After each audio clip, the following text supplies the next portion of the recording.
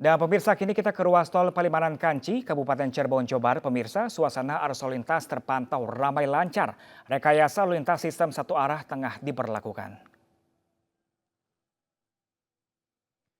Ya pemirsa, sistem satu arah atau one way masih diterapkan di ruas tol Palimanan Kanci hingga Kali Kangkung ini masih berlangsung.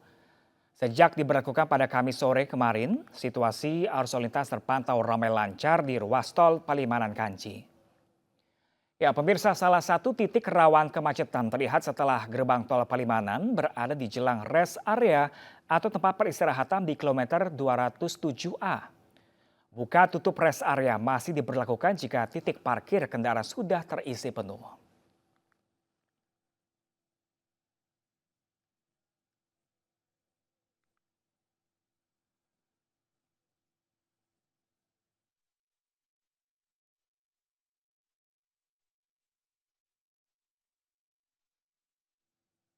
Dan pemirsa, kita segera bergabung dengan rekan Halineke Utsiki di rest area kilometer 207A, ruas tol Palimanan Kanci, Cirebon, Jawa Barat. Halo, selamat pagi rekan Halineke. Ya rekan Halineke, sejak pagi di Palimanan Kanci ini salah satu titik yang paling ramai lancar dan terbilang lancar, Lineke. Ini tipsnya apa di sana, kebijakan apa yang sedang dilakukan hingga akhirnya bisa arus lalu lintas bisa lancar pada pagi hari ini? Ya, Pram dan juga pemirsa, seperti yang Anda katakan betul sekali bahwa pantauan kami di ruas tol Palimanan Kanci, Kabupaten Cirebon, Jawa Barat yang berada saat ini situasi arus lalu lintasnya terpantau ramai lancar dan bahkan cenderung lancar di kedua sisinya, baik itu di jalur A maupun di jalur B. Memang hingga dengan saat ini berkenaan dengan penerapan rekayasa lalu lintas yakni berupa sistem satu arah ataupun one way ini sebenarnya sudah dihentikan pada pukul 8 pagi waktu Indonesia Barat usai diberlakukan pada perdananya ini di tanggal 28 April di pukul 5 sore waktu Indonesia Barat hingga dengan pukul 8 tadi. Tetapi memang kalau bisa dilihat di layar kaca Anda, memang untuk sistem satu arah ini nampaknya masih berlaku di sisi jalur A maupun jalur B. Tetapi sebenarnya di jalur B saat ini sedang diberlakukan relaksasi ataupun normalisasi untuk mengeluarkan pengendara-pengendara yang berada di jalur B agar bisa keluar jalur begitu. Karena rencananya pihak dari kepolisian ini akan menormalisasi kendaraan dari arah timur ke Jawa Tengah, dari arah timur maksud kami ke Jakarta sehingga mereka dapat menggunakan ruas tol dari gerbang tol Kali Kangkung hingga menuju ke Jakarta Cikampek. Tetapi memang untuk proses relaksasi ataupun normalisasi ini membutuhkan waktu kurang lebih sekitar 2 jam. Artinya untuk kendaraan-kendaraan dari arah timur Jawa Tengah menuju ke Jakarta ini baru akan dapat menggunakan ruas tol Trans Jawa nanti sekitar ataupun selepas pukul 10 pagi waktu Indonesia Barat. Dan dari pantauan kami memang ada sejumlah titik rawan kemacetan jika Anda menggunakan ruas tol Trans Jawa ataupun selepas gerbang tol Palimanan. Yang pertama adalah di titik di kilometer 188 yang terjadinya penyempitan lajur di jalur A mulai dari 6 lajur menjadi 2 lajur itu titik kemacetan pertama. Kemudian titik kemacetan yang kedua ini adalah berkenaan rest area, yakni ada 2 rest area. Yang pertama adalah rest area kilometer 207 jalur A dan juga rest area di kilometer 228 jalur A. Tetapi kalau kami lihat dari tadi memang cukup banyak ini nampaknya para pengendara yang memasuki area peristirahatan karena memang kalau kita berbicara mengenai jam-jam mudik ataupun favorit dari para pengendara ini Pram dan juga pemirsa adalah di malam hari ataupun selepas buka puasa, kemudian selepas tarawih bahkan selepas sahur. Sehingga tadi cukup banyak para pengendara yang memilih untuk beristirahat sementara. Tetapi memang kalau kami pantau juga kesadaran dari para pengendara ini untuk dapat beristirahat maksimal 30 menit ini sudah cukup tinggi. Ini terbukti dengan adanya atau dengan tidak adanya diberlakukannya penutupan rest area. Selain itu apabila nantinya jika rest area ini terpantau sudah penuh dan akan dilakukan penutupan, para pengendara diimbau untuk dapat beristirahat di gerbang di rest area yang berada di kilometer 228 jalur A. Tetapi memang jika posisinya rest area kilometer 228 jalur A ini terlalu jauh, Anda dapat keluar dari gerbang tol Kanci kemudian menggunakan pos pengamanan yang ada di sana karena di sana juga ada fasilitas kesehatan dan juga pelayanan yang dapat digunakan oleh para pengendara. Karena total khusus di area kota Cirebon sendiri dan juga Kabupaten Cirebon ini total ada sebanyak 17 pos pengamanan yang disediakan oleh pihak kepolisian. 3 diantaranya berada di ruas tol, sementara untuk 14 lainnya ini berada di jalur arteri, baik itu di wilayah barat maupun di wilayah timur. Dan bagi para pengendara yang khususnya saat ini berada di jalur arteri maupun di jalur Pantura yang kalau kami pantau sepulang kami dari perjalanan ini memang kami lihat kemarin ini cukup terjadi kemacetan ataupun kepadatan imbas dari one way yang diberlakukan sehingga kendaraan-kendaraan dari arah timur yang menuju ke Jakarta ini sebenarnya sempat memenuhi area jalur arteri ataupun Pantura dan ini diharapkan Anda sudah dapat menggunakan jalur dari gerbang tol Kalikangkung hingga menuju ke Jakarta Cikampek nanti selepas pukul 10.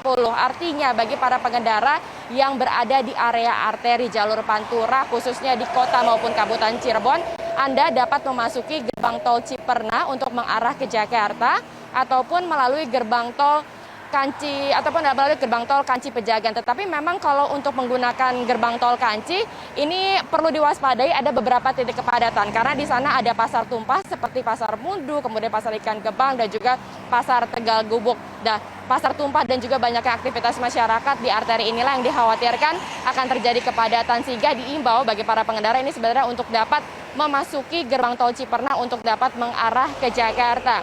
Dan untuk para pengendara yang mengarah ke Jakarta dari jalur arteri ini nantinya pemberlakuan dari kontraflow ini juga masih akan diberlakukan. Artinya dari kilometer 414 sampai dengan kilometer 86 Anda dapat menggunakan dua lajur yang berada di jalur B. Tetapi selepas kilometer 86 hingga dengan kilometer 70 ini akan ada kanalisasi dipersempit jalurnya menjadi satu lajur. Mengingat hari ini masih merupakan puncak arus mudik hari ketiga, artinya masih ada volume kendaraan yang meningkat ataupun masih cukup banyak begitu yang berasal dari Jakarta untuk melakukan perjalanan jarak jauh mengarah ke daerah timur. Kembali ke Pram. Ya, Lineke, dari pantauan Anda di lapangan dan kondisi arus lalu lintas yang ramai, lancar, cenderung lancar, ini kebijakan petugas satu arah ini terbilang sukses, Lineke. Apakah mungkin diprediksi akan kembali terjadi kepadatan kembali pada hari ini di jalur Anda? Ya, Pram dan juga pemirsa, kalau misalnya kita melihat pada tingkat kepadatan ataupun jumlah volume kendaraan ini nampaknya sudah cenderung menurun. Karena kalau dari pantauan kami berdasarkan data yang kami peroleh baik itu dari PT Astra Tol Cipali selaku pengelola jalan tol maupun juga dari kepolisian. Contohnya di tanggal 27 April ini memang terjadi peningkatan.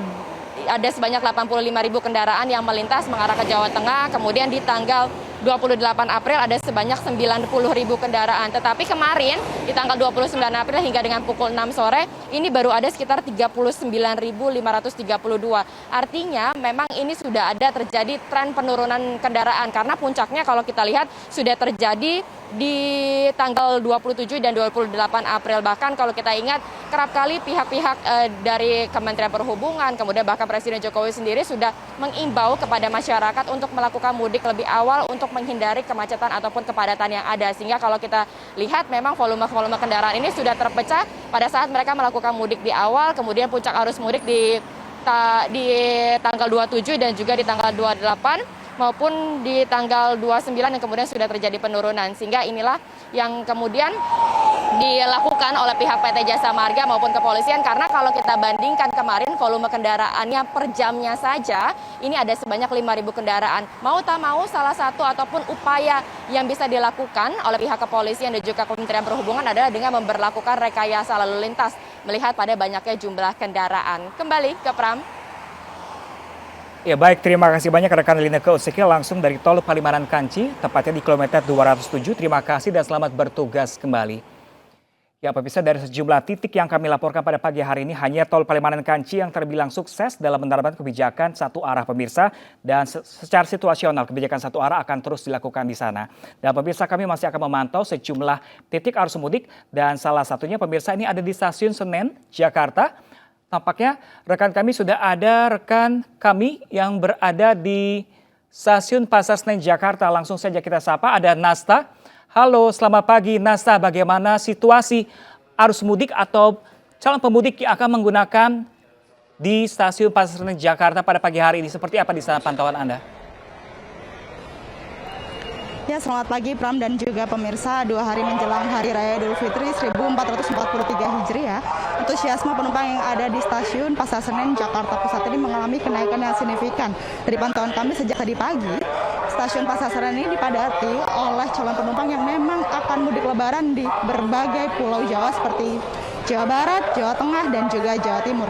Nah pemirsa, untuk mengetahui lebih lanjut sudah berapa tiket yang terjual per hari ini, sudah bersama kami yaitu Kepala Humas PT KAI Daob 1 Jakarta, yaitu Ibu Eva Hairunisa. Selamat pagi Ibu Eva. Selamat pagi. Jadi Bu, kalau boleh tahu ini jumlah tiket yang telah dijual yang ada di stasiun Pasar Senen itu sudah berapa ribu? Untuk hari ini ya, untuk hari ini terdapat sekitar 18.800 pengguna jasa yang berangkat dari stasiun Pasar Senen. Jumlahnya rata-rata hampir sama dengan hari kemarin ya, karena memang sejak tanggal 27 sampai dengan tanggal 1 Mei ini okupansi penumpang keberangkatan itu sudah di atas 95% kalau untuk Pasar Senen.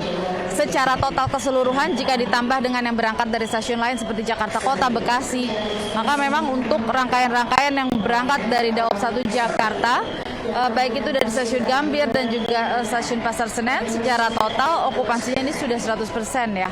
Nah, ini terjadi di tanggal 27 April sampai dengan tanggal 2 Mei. Jadi di tanggal tersebut, sampai dengan tanggal 1 Mei ya. Jadi di tanggal tersebut bisa dikatakan merupakan puncak dari keberangkatan penumpang pada saat momen mudik 2022 ini ya. Nah, kemudian juga bagi masyarakat yang masih tetap ingin berangkat dan masih ingin berangkat namun belum mendapatkan tiket, mungkin bisa menggunakan tanggal-tanggal alternatif. Jadi misalnya seperti tanggal 2 sampai dengan tanggal 5 Mei ini ketersediaan tiketnya masih ada. Meskipun pelan-pelan sudah mulai bergerak naik ya. Nah, ini juga bisa menjadi pilihan, bisa segera melakukan pemesanan karena memang tingkat pemesanannya juga sudah mulai bertambah setiap harinya. Nah, karena ini juga masih dekat dengan momen Lebaran ya, seperti itu. Nah, kami juga memberikan himbauan ya kepada seluruh pengguna jasa yang sudah mempunyai tiket dan akan berangkat, mohon perhatikan kembali dari jadwal keberangkatannya karena ada beberapa kejadian karena salah membaca jadwal yang ada pada tiket. Jadi misalnya saja ada 2 waktu itu di dalam tiket ya. Yang pertama waktu keberangkatan di stasiun tujuan, di stasiun asal, kemudian waktu kedatangan di stasiun tujuan. Nah, ini jangan sampai salah membaca. Ada beberapa case jadi dia membacanya waktu kedatangan sehingga sudah tertinggal KA seperti itu.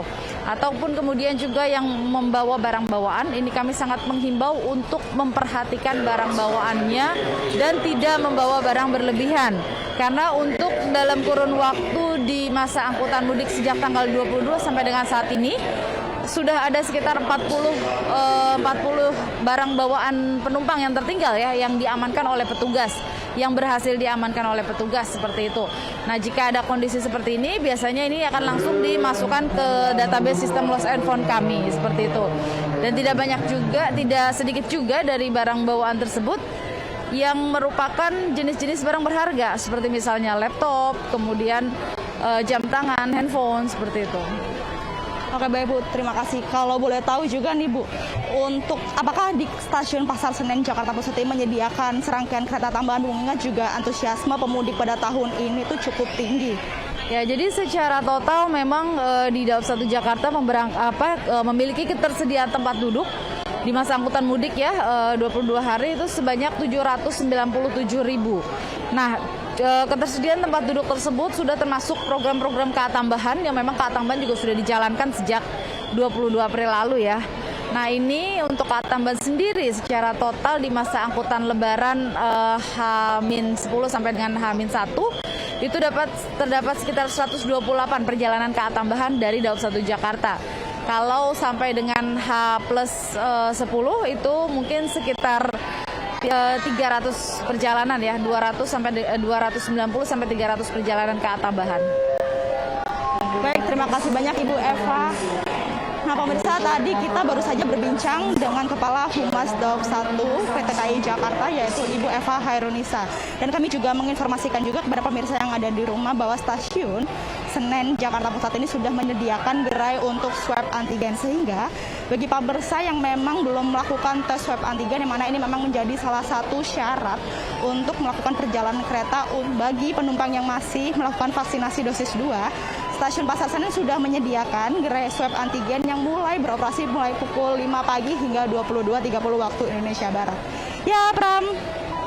Natasha, selain gerai swab antigen di sana, apakah stasiun Pasar Senen juga menyediakan untuk para pemudik yang menanti keberangkatan, menunggu jam keberangkatan di sana, fasilitasnya seperti apa saja di sana, Natasha? Ya, beragam fasilitas pun juga sudah disiapkan oleh stasiun Pasar Senen Jakarta Pusat ini, mulai dari kursi menunggu yang lebih dibanyakan juga, mengingat juga per hari ini saja jumlah penumpang yang ada di stasiun Pasar Senen melebihi 18.950 penumpang dari total kursi yang disediakan sebanyak 20.500. Kemudian juga selain menyediakan gerai swab antigen, stasiun Pasar Senen juga menyediakan vaksinasi booster bagi penumpang yang memang belum melaksanakan vaksinasi booster, boleh untuk melakukan vaksinasi booster, yang mana diingatkan juga tidak terlalu mendadak, yaitu H-1 ataupun juga H-2 keberangkatan.